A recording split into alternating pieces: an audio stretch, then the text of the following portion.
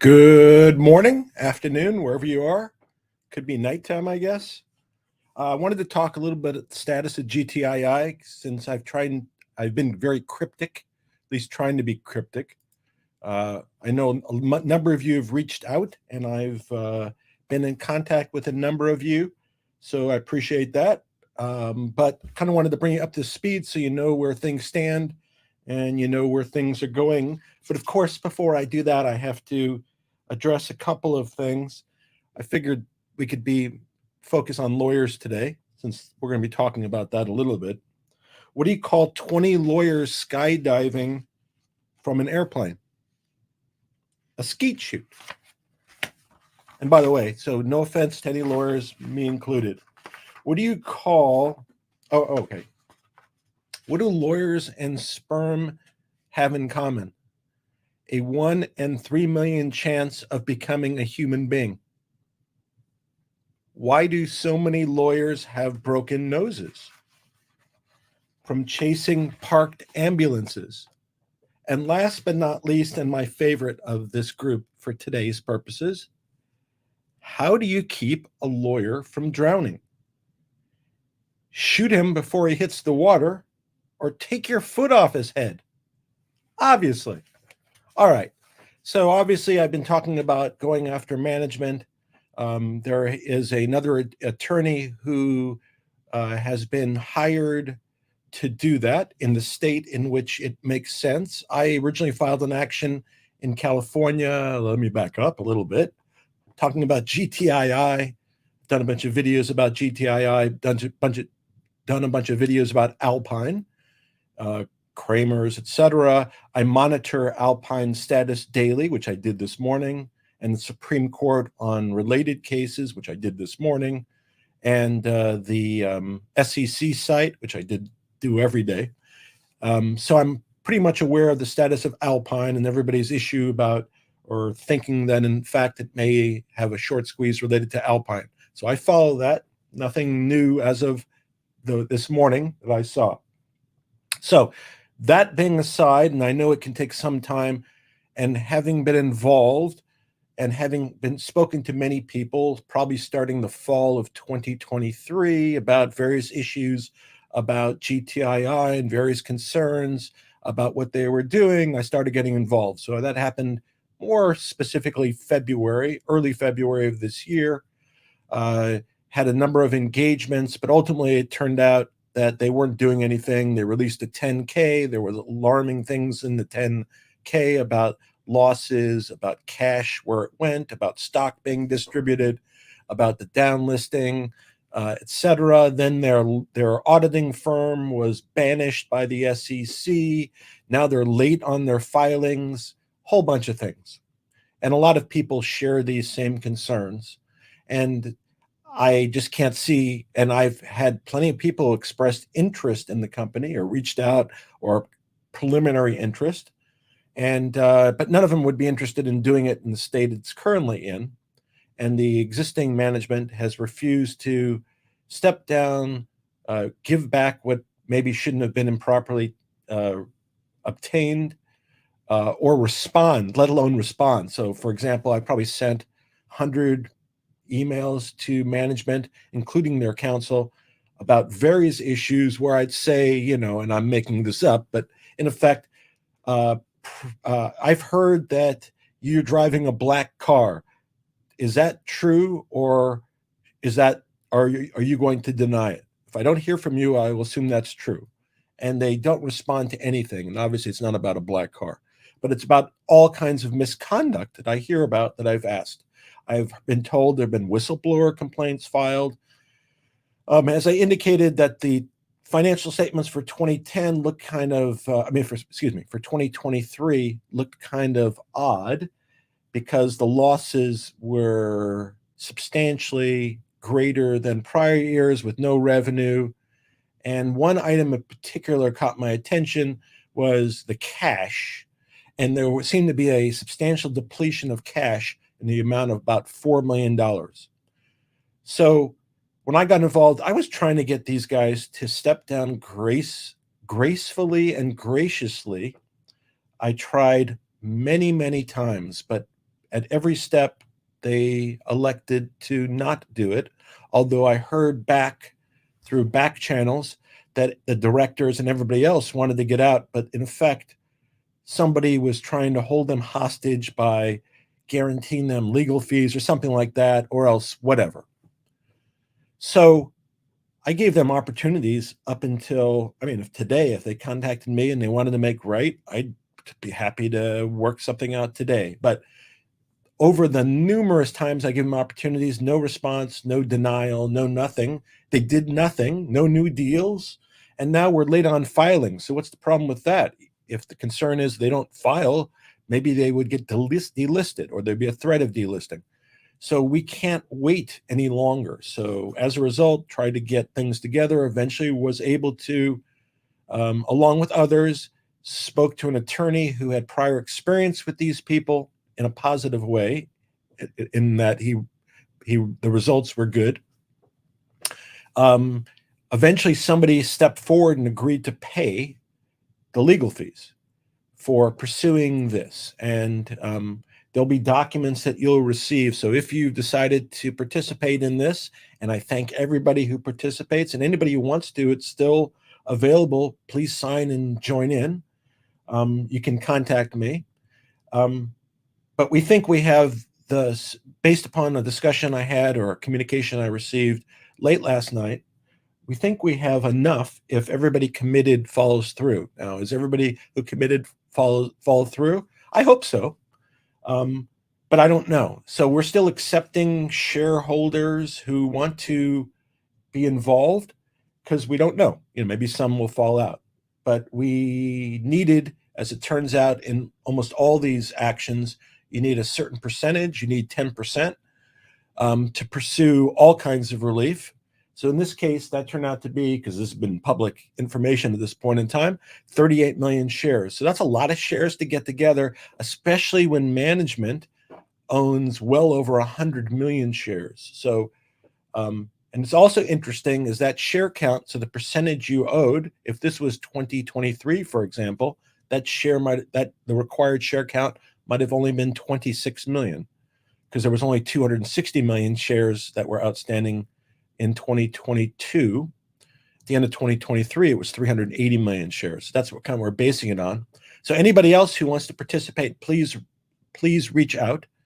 I should also say, just so everybody, this is good or bad, but it's the truth. So I'm not getting paid on this, nor am I getting paid for the attorney that's handling it, nor am I expecting to get paid by the attorneys handling it, anything like that, nor has anybody told me they're going to pay me.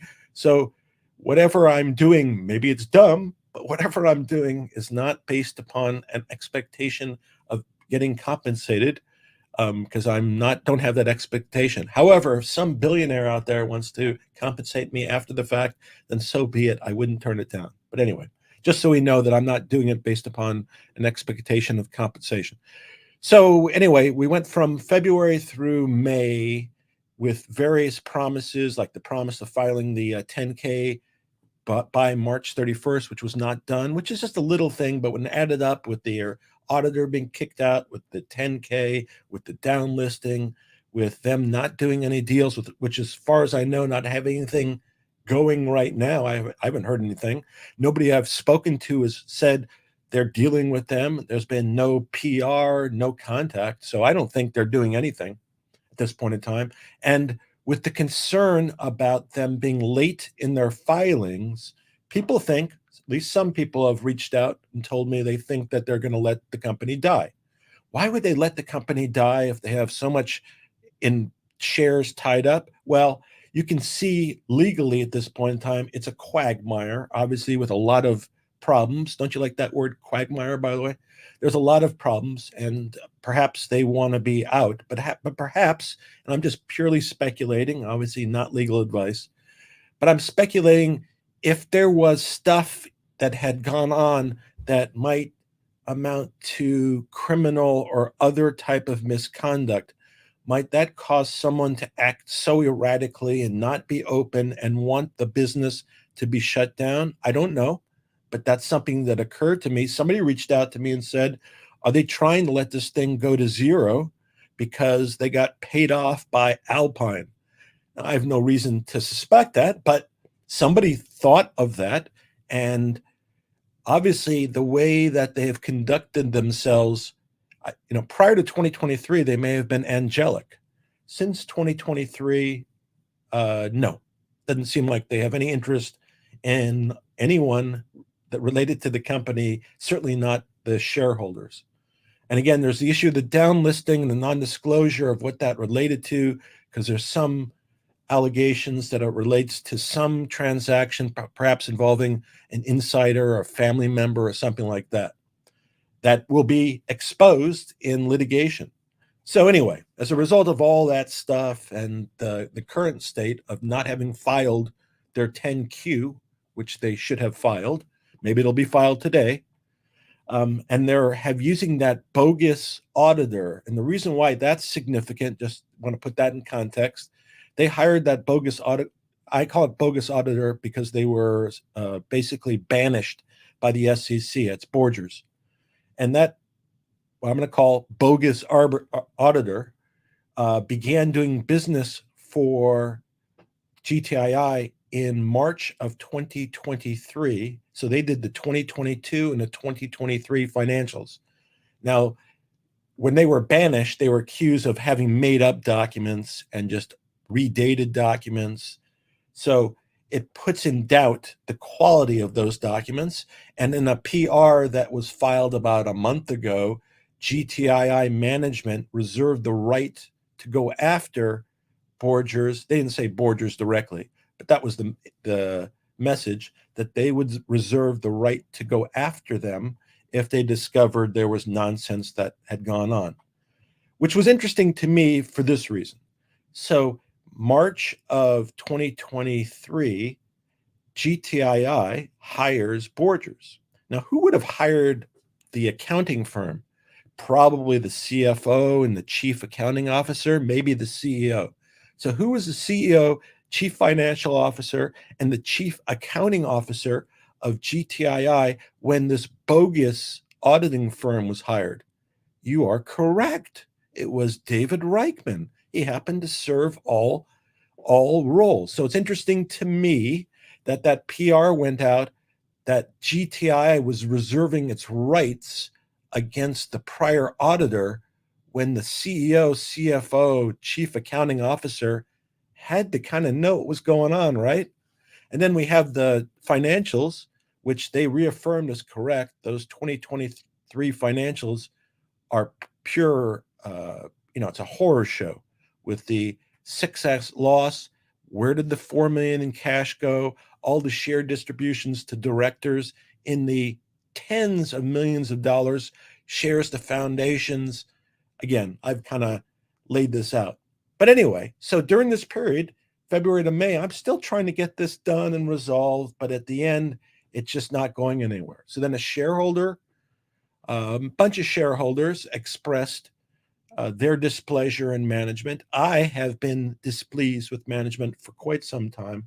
And eventually, a larger shareholder stepped up and agreed to pay for the litigation. So we still had to get enough shares involved. And that's why I've been clamoring every day on X about interest in shareholders. One, because I wanted everybody to be involved for a lot of reasons. One, because we needed the shares. Two, because from a cycle, this is my view. I think it's good for people who are getting screwed if they have an ability to take action and feel like they have some power and control. And so this, to me, because we have bad guys all around us. We have the hedge funds and the shorts and the brokerages, but now we know we have some management, and we can't deal, as we've determined. I'm an MMTLP person, not easy to deal with all aspects of these, certainly the regulators.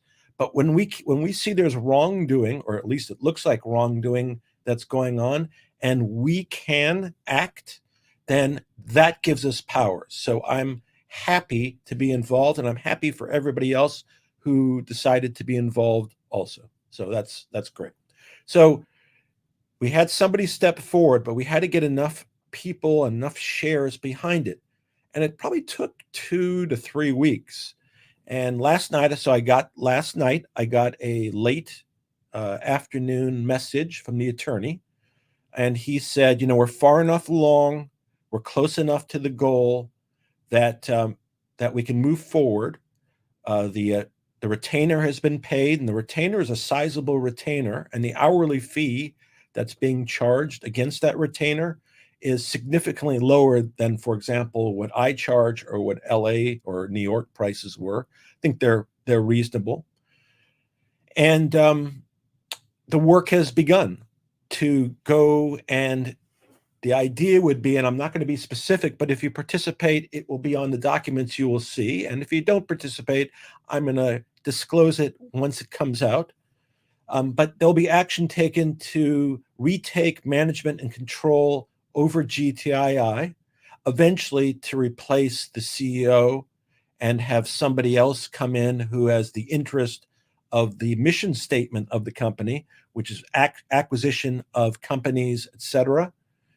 And there also will be an attempt, and this is a significant part of this, of to recapture the shares that we think were improperly distributed, which might be 9 figures of shares, like 9 figures being, could be 100 million shares, along with anything else that was ill-gotten that shouldn't have been gotten.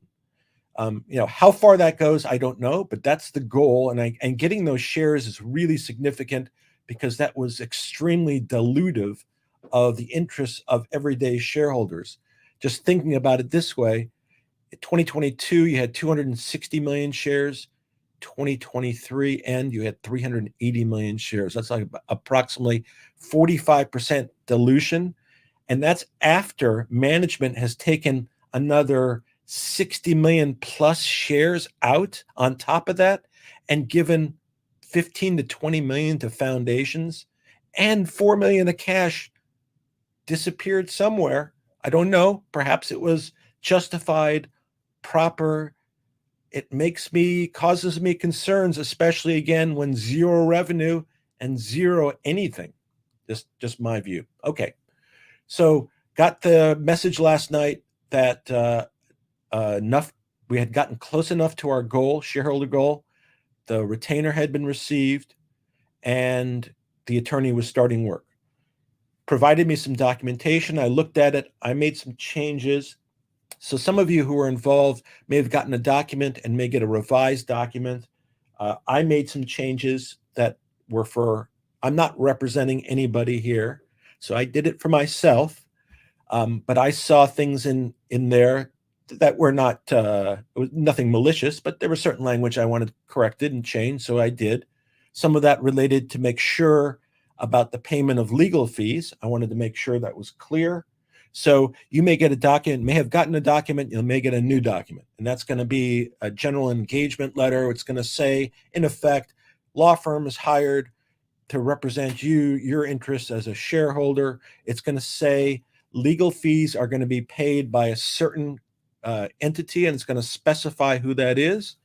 It's going to say that if at any point in time, and that entity has put up a significant amount of money at this point in time, which will last for a good amount of time, and I will obviously keep you apprised of any significant developments, and I'll indicate that it'll be in there also.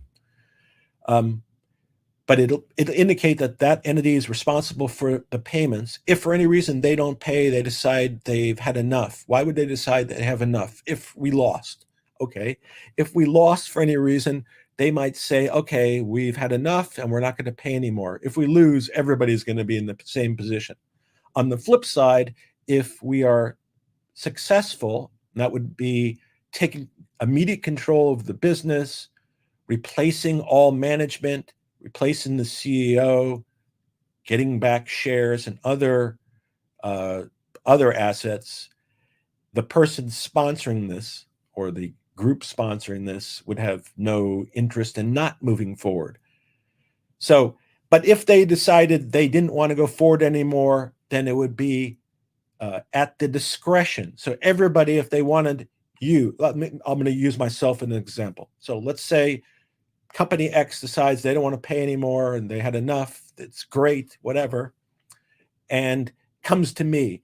does Richard Hoffman want to participate more?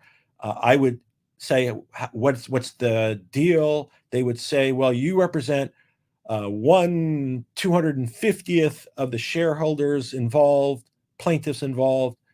Therefore, you're going to be responsible for 1/250, whatever that is, 0.04%.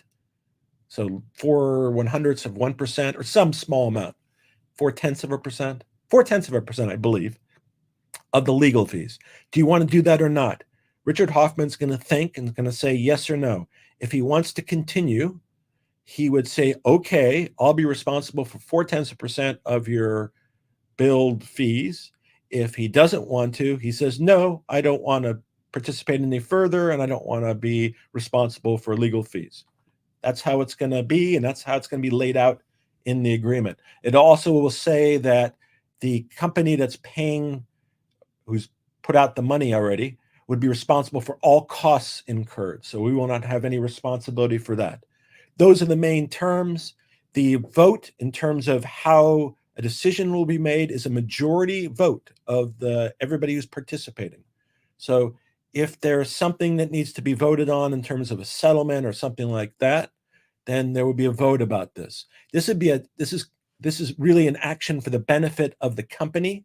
It's not for any individual shareholders. So the benefits, as far as I understand, will flow back to the company and will recapitalize the company. That's the idea.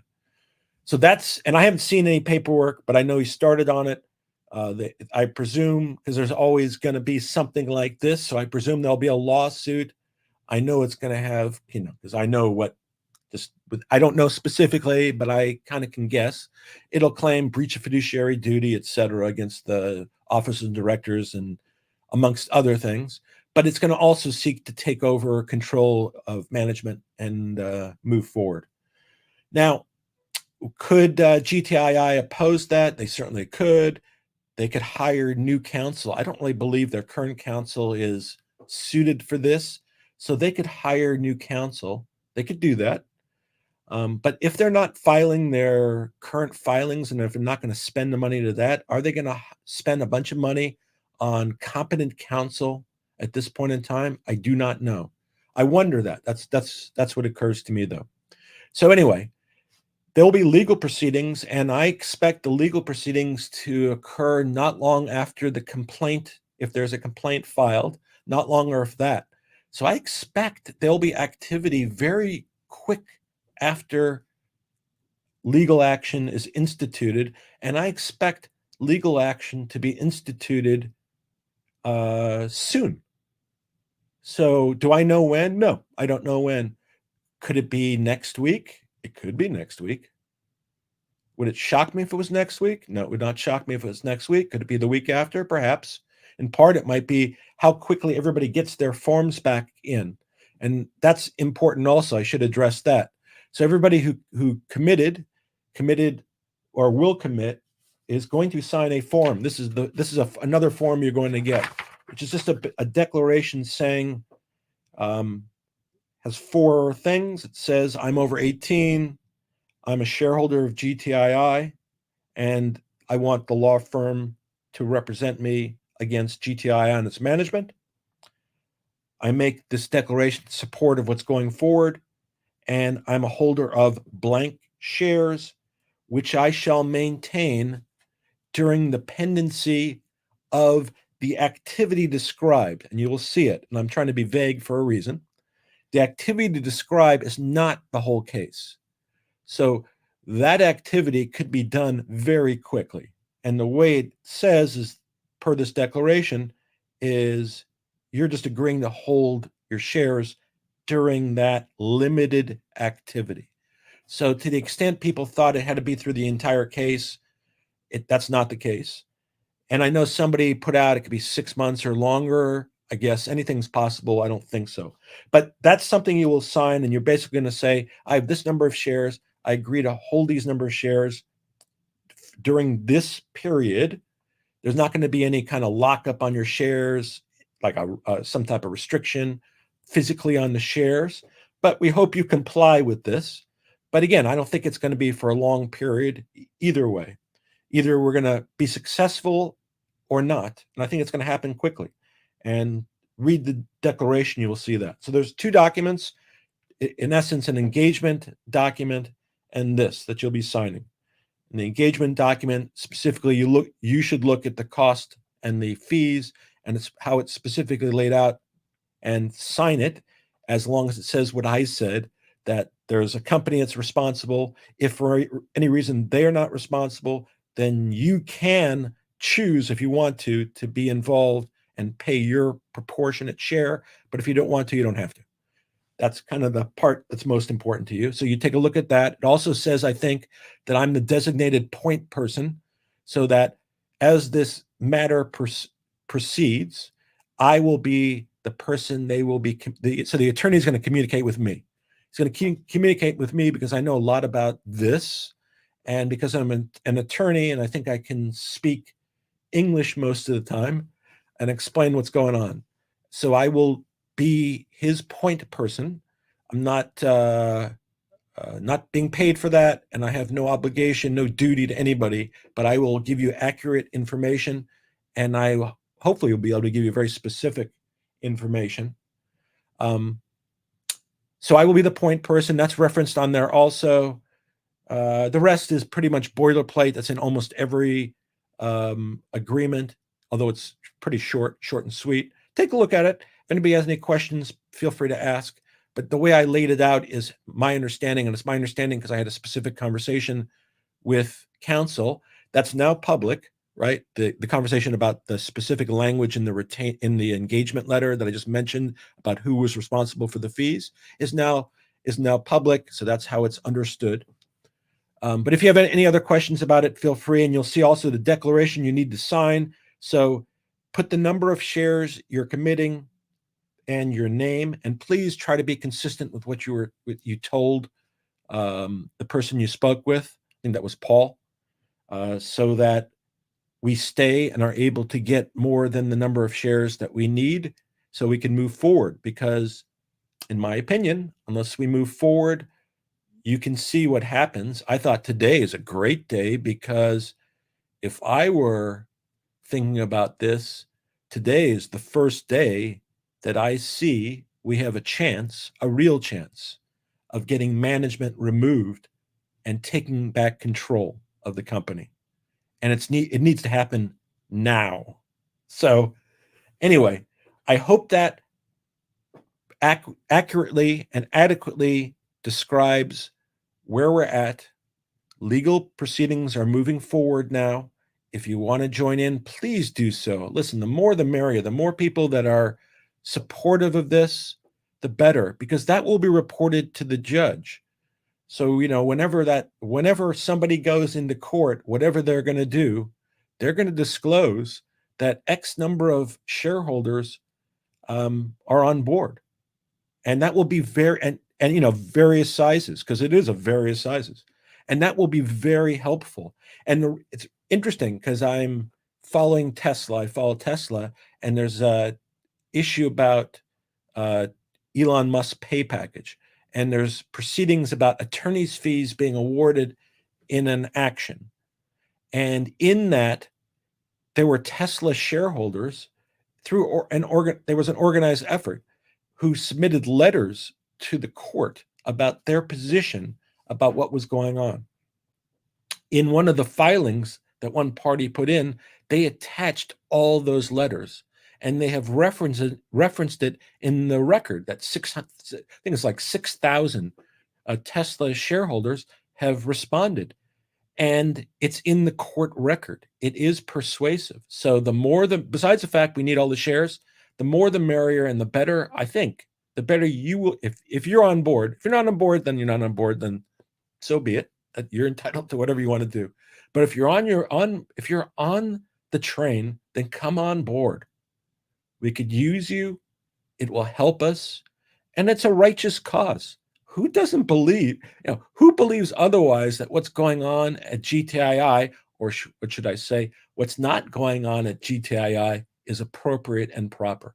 Clearly is not. Clearly does not have our interests at heart, at least the way it appears to me. So I've blabbed on enough. I appreciate everybody who stayed here.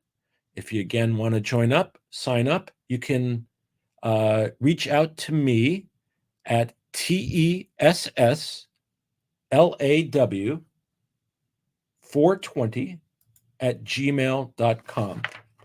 So I'm going to write that down. And if otherwise, you can reach me out on X or DM me on X, or put a comment when this thing comes out. Anyway, and if anybody else has questions after this, feel free to reach out. There's been a lot of people that reached out. It's been great, by the way. It's very, very gratifying, the number of people that have reached out that are on the same page and are willing to move forward. I think it's very impressive. I really think it's the way things need to be handled in the future. We only have so much power. There's only so many people that have access, that have the money. But we as retail, we have power if we do it collectively. And MMTLP is an example of that, a community that got together. And I really appreciate everybody here and everybody who's not here who participated and everybody who supports the position. I really do appreciate it because it can get things done. So we'll see where we go. I'm optimistic. If we didn't intervene, this thing was going, these guys were going to take it out of business. At least that was the direction it was heading. This is, in my view, for whatever it's worth, the only way we have any chance of salvaging this particular entity. And also, it should be a lesson for other companies where retail is getting screwed, and they can put together a case and enough interest to act. Anyway, everybody out there, be well, take care. I will talk to you soon. If you have questions, put them in there. Anyway, have a great day. And obviously, I'll keep you updated as we go on. And again, if anybody has questions, specific questions about the agreement or the declaration, let me know. But please review it so you know about it. But in the end, I kind of described it. There should be no financial obligation except if at some point in time you decide you want a financial obligation. Otherwise, move on from there. Anyway, be well, take care.